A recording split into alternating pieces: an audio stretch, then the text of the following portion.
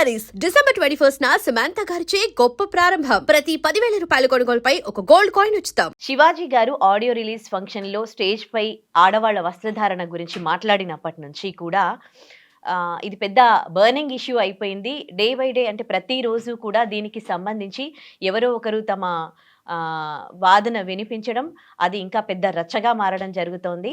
So రెండు అభిప్రాయాలు ఇందులో, ఇటువైపు ఆడవాళ్ళు మగవాళ్ళు ఉన్నారు, అటువైపు ఆడవాళ్ళు మగవాళ్ళు ఉన్నారు. ఒకరేమో ఆడవాళ్ళు వాళ్ళకు నచ్చినట్టుగా స్వేచ్ఛగా బ్రతికే ఛాన్స్ హక్కు వాళ్ళకి ఉంది, వాళ్ళకు నచ్చినట్టుగా డ్రెస్సింగ్ వేసుకునే రైట్ వాళ్ళకు ఉంది అని ఒకవైపు మాట్లాడుతూ ఉంటే, లేదు కల్చర్ని ఫాలో అవ్వాలి, నిండుగా కప్పుకుంటేనే ఎదుటి వాళ్ళకి రెస్పెక్ట్ ఉంటుంది అని ఇంకో వైపు మాట్లాడుతూ ఉన్నారు. మొత్తానికి ఒకరి అభిప్రాయాలు ఒకరు గౌరవించుకోకుండా ప్రతిరోజు కూడా ఈ గొడవ పెద్దదే అవుతుంది, కానీ దీనికి ఫుల్ స్టాప్ పడటం లేదు. మరి ఎలా దీనికి ఫుల్ స్టాప్ పడేది ఎలా? మళ్ళీ ఇదే టాపిక్ పైన మాట్లాడదాం. శేఖర్ భాషా గారు మనతో ఉన్నారు. హలో అండి, వెల్కమ్ టు స్టూడియో. సో ఇప్పటి వరకు మీరు అన్ని వేరే అదర్ ప్లాట్ఫామ్స్ పైన మీరు కూడా మీ అభిప్రాయం ఇండైరెక్ట్లీ వ్యక్తమైంది. ఆడవాళ్ళు కొంచెం నిండుగా కప్పుకుంటే ఎదుటివాడు రెస్పెక్ట్ ఇస్తాడు, ఆడవాళ్ళు పిచ్చిగా వస్త్రధారణ చేయొద్దు అని మీరు అనడం మీ అభిప్రాయంగా మాత్రం తెలుస్తోంది. సో ఏంటి మీ అభిప్రాయం? నా అభిప్రాయం ఏంటంటే, ఎవరు ఎలా అయినా డ్రెస్ చేసుకోండి, ఆడ మగ తేడా లేదు, అందరూ కూడా డీసెంట్ అండ్ డిగ్నిఫైడ్గా ఉండాలనేది నా అభిప్రాయం. ఆడ మగ తేడా లేదు, మనిషి అనేవాడు డీసెంట్గా డ్రెస్ చేసుకోవాలి. పబ్లిక్ ప్లేస్లో ఎవరో ముద్దు పెట్టుకుంటున్నారని చెప్పి మన బజరంగ దళ వాళ్ళు ఎవరో వెళ్ళి కొట్టారు. దేనికి? వ్యాలంటైన్స్ డే సందర్భంగా చేస్తారు వాళ్ళు రొటీన్ గా, ఎవరైనా లవర్స్ ఉంటే మన కల్చర్ కాదు అని. సెంట్రల్ యూనివర్సిటీలో అనుకుంటా 10 మంది కపుల్స్ మేము పబ్లిక్ గా ముద్దు పెట్టుకుంటాం, ఏం చేస్తారా చూపిస్తారు అని చెప్పి వాళ్ళు ఓపెన్ గా చేసి చూపిస్తున్నారు. అంటే కొంతమంది ప్రవోక్ అయి కూడా ఇటువంటివి చేస్తారు, మనం ఏం ఆశ్చర్యపోకర్లా. పూనం పాండే లాంటి వాళ్ళు ఇండియా మ్యాచ్ గెలిస్తే నేను బట్టలు ఇప్పుకొని సముద్రం దగ్గర వాకింగ్ చేస్తాను అంటే ఉంటారు. కొంతమంది సైకలాజికల్ ప్రాబ్లం ఉన్నవాళ్ళు, మెంటల్ ప్రాబ్లం వాళ్ళు ఉంటారు, దాంట్లో మనం ఏం చేయలేం. కానీ బట్ ఏంటంటే ప్రొవోకింగ్ స్టేట్మెంట్స్ ఎలా ఉంటాయంటే, డీసెంట్గా డ్రెస్ చేసుకునే అందరూ అన్నలో తప్పలేదు, కానీ నా బాడీ నా ఇష్టం, నేను ఇష్టం వచ్చినట్టు ఉంటాను. ఇప్పుడు నిన్న మంచు లక్ష్మి గారు అన్నారు, I know how to dress in a గుడి, I know how to dress at swimming pool, I know how to dress in, that is responsibility.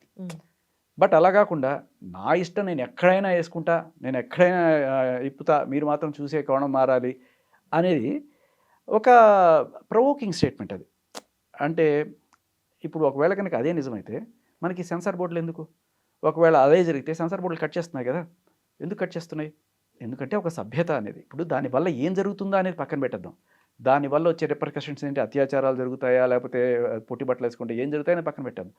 ఇది ఒక పర్టికులర్ ప్లేస్లో ఆ కమ్యూనిటీకి సంబంధించి అసభ్యంగా ఉందా లేదా అనేదే చర్చ. ఇక్కడ అమెరికాలో అంటే ఏంటి చెప్తారా? అసభ్యం అంటే ఏంటంటే, సెన్సార్ వాళ్ళు ఏ సర్టిఫికేట్ ఇచ్చినప్పుడు ఎంతవరకు ఇది చేస్తారో అది పెద్దలు ఉన్న చోట అసభ్యం. అది అంటే ఆగ్రహం సినిమాలో రాజశేఖర్ మొత్తం ఇప్పుకున్న వెనకాల బ్యాక్ సైడ్ నుంచి షాట్ ఉంది. రాధికా ఆప్టే అనే ఆవిడ కంప్లీట్గా నేకెడ్గా ఉన్న షార్ట్స్ ఉన్నాయి. వీటికి ఏం చేస్తారంటే, కొన్ని ఎక్సెప్షనల్ కండిషన్స్లో ఏ సర్టిఫికేట్ ఇచ్చో లేకపోతే కొన్ని పారామీటర్స్ తీసుకొని ఇస్తారు. ఓకే, ఉన్నాయి ఆ రేంజ్ లో మొత్తం ఇప్పి అని అంటే, ఇప్పుడు అంటే మగవాళ్ళలో మీరు అట్లా తీసుకున్నారు, ఆడవాళ్ళు కూడా అంటే వెన్ ద సిచ్యువేషన్ డిమాండ్స్ అన్నప్పుడు వాళ్ళు సెన్సార్ బోర్డు పని ఏంటి అంటే, వాళ్ళ పనే అశ్లీలత, అసభ్యాన్ని గుర్తించి దాన్ని సభ్య సమాజంలోకి వెళ్లకుండా ఉండడం. బాంబేకి సపరేట్గా, హైదరాబాద్కి సపరేట్గా, అమెరికాకి సపరేట్గా సెన్సార్ బోర్డులు ఉన్నాయి. ఎందుకు అంటే, అమెరికాలో చల్తా హై అనుకునేది ఇండియాలో నహి చల్తా హై. ఎందుకంటే అమెరికాలో నుంచి 70 వచ్చే సినిమాలు ఏవైతే ఇండియాలో వస్తున్నాయో వాటిని యాజ్ ఇట్ ఈస్గా ఇక్కడ వేయరు. ఇక్కడ కొన్ని కత్తెలు పడతాయి. ఎందుకు? That is accepted there but not here. మీరు అక్కడి కల్చర్ని ఇక్కడ బలవంతంగా రుద్దడానికి ట్రై చేస్తే జనాల్లో ఒక విప్లవం వస్తుంది, ఒక గొడవ జరుగుతుంది. ఆ గొడవ ఇప్పుడు మీరు చూస్తున్నారు. అంటే ఇంతకుముందు మన ఇండియన్ కల్చర్లో అసలు ఆడవాళ్ళని మగవాళ్ళు చాలా గౌరవించేవాళ్ళు. ఆడవాళ్ళు బ్లౌజ్ వేసుకునేవాళ్ళు కాదు, చీర కట్టుకునేవాళ్ళు. సో మరి ఆ కల్చర్ అప్పుడు కూడా అదేంటి బాడీ ఎక్స్పోజ్ అయ్యేది. అసలు అప్పట్లాగా ఇప్పుడు ఏం డ్రెస్సింగ్ వేసుకోవట్లేదు, బ్లౌజులు లేకుండా ఇప్పుడు బయటికి వెళ్ళగలరా? అక్కడి కల్చర్ అప్పటి నుంచి ఇప్పటి వరకు అదే ఎట్లా ఫాలో అవుతారు? అదే మా ఫాలో అవ్వద్దనే చెప్తున్నా. ఆ రోజుల్లో లేవు. వాళ్ళు అలా వేసుకున్నారు. ఆహ్, ఆ మగవాళ్ళు అప్పుడు అత్యాచారాలు అలాంటివి చాలా తక్కువ. మరి ఇప్పుడు చేస్తూ ఉన్నారు గదా! మారాల్సింది వీళ్ళు గదా! అమ్మ మీరు ఒక మగవాళ్ళు. క్వెషన్‌కి ఒక సమాధానం చెప్పేదాకా ఆగండి. మీరు రెండో క్వెషన్‌కి వెళ్ళిపోతే నేను కన్‌ఫ్యూజ్ అవుతారు. అహా! మీరు మీరు ఫస్ట్ ఆన్సర్ అడిగిన చెప్పాకే క్వెషన్ నేను ఇంకోసారి చెప్పిన. మీకు మిమ్మల్ని ఫస్ట్ అడగట్లేదు. అడిగిన క్వెషన్ ఏంటంటే, హ్మ్. అప్పట్లో బ్లౌజులు ఏసుకోలేదు. హ్మ్. ఇప్పట్లో వేసుకుంటున్నారు. మంచిదే కదా! హ్మ్. మంచిదే. అలాగే మగవాళ్ళు కూడా అప్పట్లో ఏమి లేకుండా బొడ్డు కోసి పెట్టుకొని తిరిగేవాళ్ళు. ఇప్పుడు చక్కగా ప్యాంట్లు ఏసుకొని తిరుగుతున్నారు కదా! ఎందుకంటే మనం ఎప్పుడో ఆదిమానవుల కాలం నుంచి ఎవాల్వ్ అవుతూ వస్తూ వస్తున్నాం. ఉన్నాం. ఆ! మెల్లగా అదే గదా! వచ్చినాయి. హ్మ్. ఓకే. తప్పేముంది దాంట్లో? ఓకే. మంచిదే. అదే గదా! ఆ! అందుకే గదా! వీళ్ళు గూడా వాళ్ళకి నచ్చినట్టుగా డ్రెసింగ్ మెల్లగా ఎవాల్వ్ అవుతూ వాళ్ళకి నచ్చినట్టుగా వాళ్ళ కంఫర్ట్‌గా ఉన్నట్టుగా వాళ్ళు యేసుకుంటున్నాము. మా తప్పేముంది అని వాళ్ళంటున్నారు. మీరెలాంటి డ్రెస్ నేనేమి తప్పు మీరిప్పుడు ధోతి పట్టట్లేదు. కట్టుకోవాలి అని వాళ్ళేం చెప్పట్లేదు గదా! ఆడవాళ్ళు. మాకు చీరలు కట్టుకోవాలని మీరెందుకు చెప్తున్నారు అని అంటున్నారు. ఆ! మేం చెప్పట్లేదమ్మా. ఆ! మీ ప్రొడ్యూసర్ చెప్తున్నాడు. ఎందుకంటే ఆ ప్రొడ్యూసర్ ఎవరు? డబ్బులిస్తున్నాడు కాబట్టి, ఆ! డబ్బులిస్తున్నాడు కాబట్టి సినిమాలో ఈ వాళ్ళు చూసేవాళ్ళ కోసమో, లేకపోతే దేనికోసమో ఓ రూ. 1,00,000 ఇస్తాను. నువ్వు పొట్టి బట్టలేసుకో అంటాడు. లేకపోతే చీర కట్టుకో అంటాడు. వాడు ఏం చెప్తే ఆ డబ్బులు బట్టలు వేసుకుంటున్నారు హీరోయిన్‌లు. హ్మ్. మీరెవరు మాకు చెప్పడానికి? అంటే నేను కాదు చెప్పేది. ప్రొడ్యూసర్ చెప్తున్నాడు వీళ్ళేసుకుంటున్నారు. ఆ! ఆ! మళ్ళీ ఇక్కడ వీళ్ళకేం ప్రాబ్లమ్ వచ్చింది? వేరే ఎవరికి? వాళ్ళొచ్చి స్టేజ్ మీదొచ్చి మాట్లాడాల్సిన అవసరం ఏమొచ్చింది? ఎందుకు అవసరమేం చెప్తున్నారు? అవసరం అంటే ఆయన అభిప్రాయం ఆయన చెప్పుకోవడంలో భారతదేశం ఆయనకు ఒక హక్కు ఇచ్చింది రాజ్యాంగం. మీ అభిప్రాయం దేనికైనా మీరు గాని స్వేచ్ఛగా మీరు ఎలా అయితే బట్టలేసుకోనే హక్కు రాజ్యాంగం ఇచ్చిందో, స్వేచ్ఛ కూడా మళ్ళీ దానికి కూడా పరిమితులుంటాయి. మళ్ళీ నేను ఇప్పుకొని పోతా, బిగిని గుడేసిపోతా అది కాదు. కొంత రెస్పాన్సిబుల్‌గా మీరు మాటలైనా, వేష భాషలు అన్నారు. భాష అయినా, వేషమైనా 2 కూడా లిమిట్స్‌లో ఉన్నంత వరకు ఎవరికీ ప్రాబ్లమ్ లేదు. శృతి మించి మాట్లాడిన దానికే కదా! ఆయనకి సామాను అన్న పదానికే ఆయన్ని పిలిచారు. ఆ పదమే లేకపోయుంటే ఆయన చెప్పిన మాట అది తీసేసి మిగతాది చూస్తే అమ్మాయిలు కాదు, అమ్మాయిలు కూడా కాదు. హీరోయిన్‌లు చీరలు కట్టుకోనో లేకపోతే కొంచెం మరి క్రౌడెడ్ ఫంక్షన్‌లోకెళ్ళేటప్పుడు మీకు కాస్త సేఫ్టీ ఉండాలంటే ఇటు వేసుకెళ్ళండి అన్నాడు. దానికి ఖచ్చితంగా ఏ మహిళా కమిషన్ పిలిచేది కాదు. ఆ సామాన్ అనే పదమే లేకపోతే మహిళా కమిషన్ పిలిచేది కాదు. లేకపోతే మాలో వెళ్లి కంప్లెయింట్ కూడా ఇచ్చేవాళ్ళు కాదు. హ్మ్. జస్ట్ బికాజ్ ఆ పదం ఉంది కాబట్టే అయింది తప్ప, అది తీసేసిన తర్వాత ఆయన ఏమంటాడంటే, రైట్ దానికి నేను అపాలజీ చెప్తున్నాను. హ్మ్. మిగిలిన దానికి నేను కట్టుబడి ఉంటున్నాను హ్మ్. అన్నాడు. సో, ఇప్పుడు దాంట్లో మీకేమైనా అభ్యంతరం ఉందా? హ్మ్. ఆయన ఏమంటున్నాడు, బయటికి వెళ్ళేటప్పుడు ఇట్లాంటివి డ్రెస్ చేసుకుంటే అంటే చీర కట్టుకో మరీ అంత రివీలింగ్‌గా వేసుకోకుండా, ఎక్స్‌ప్లోజివ్‌గా వెళ్ళకుండా ఉంటే హ్మ్.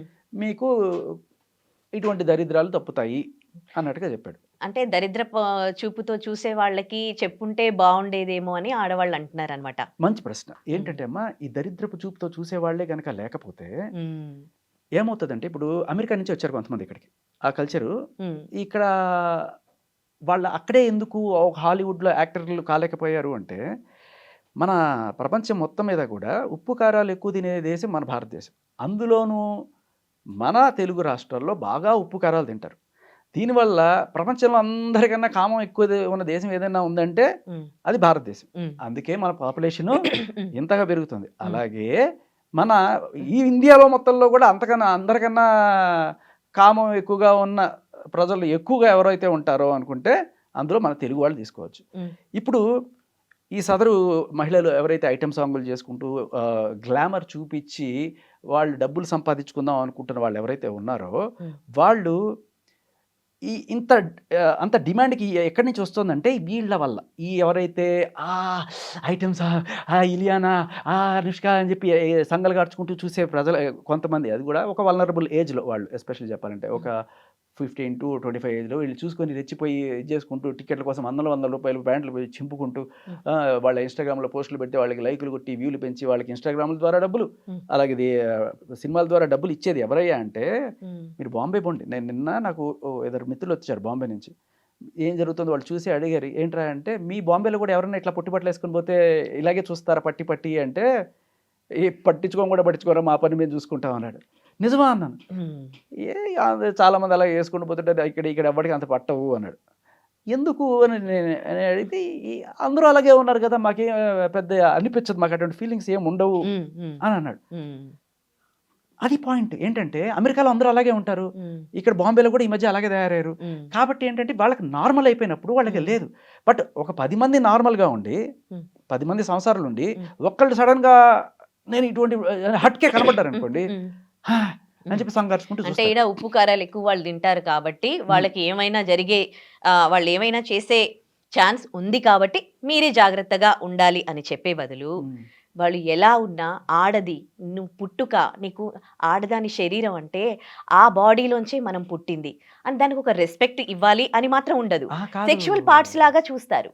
మీరు ఆడదాని శరీరాన్ని అది ఏమైనా అంటే బాడీ పార్ట్స్ ఏమైనా కనిపిస్తే అదొక సెక్షువల్ అపియరెన్స్ లాగా చూస్తూ ఉన్నారు తప్ప అదే ఆడదాని శరీరం నుంచి మనం జన్మనిచ్చాము, మనం మగాడిగా పుట్టింది ఆ ఆడదాని దాని మీద రెస్పెక్ట్ ఎందుకు రాదు? అలా లక్షల మంది అమ్మాయిల్ని చాలామంది అబ్బాయిలు అలాగే చూస్తారు. చక్కగా పద్ధతిగా అమ్మలాగా ఉన్నారు అని చెప్పి అనుకునే వాళ్ళు చాలామంది ఉన్నారు. ఎందుకు సాయి పల్లవి గారికి అంత ఫ్యాన్ ఫాలోయింగు? ఆవిడని ఎవరు కూడా ఎందుకు అలా తప్పుకోవడంతో చూడరు? అలా ఉండాలి అమ్మాయి అంటే, అలా ఉండాలి అమ్మాయి అంటే అని ఎందుకు అనుకుంటున్నారు? అంటే మీరు చెప్పిన ప్రతి ఆడపిల్లని అలా చూడట్లేదు కదా.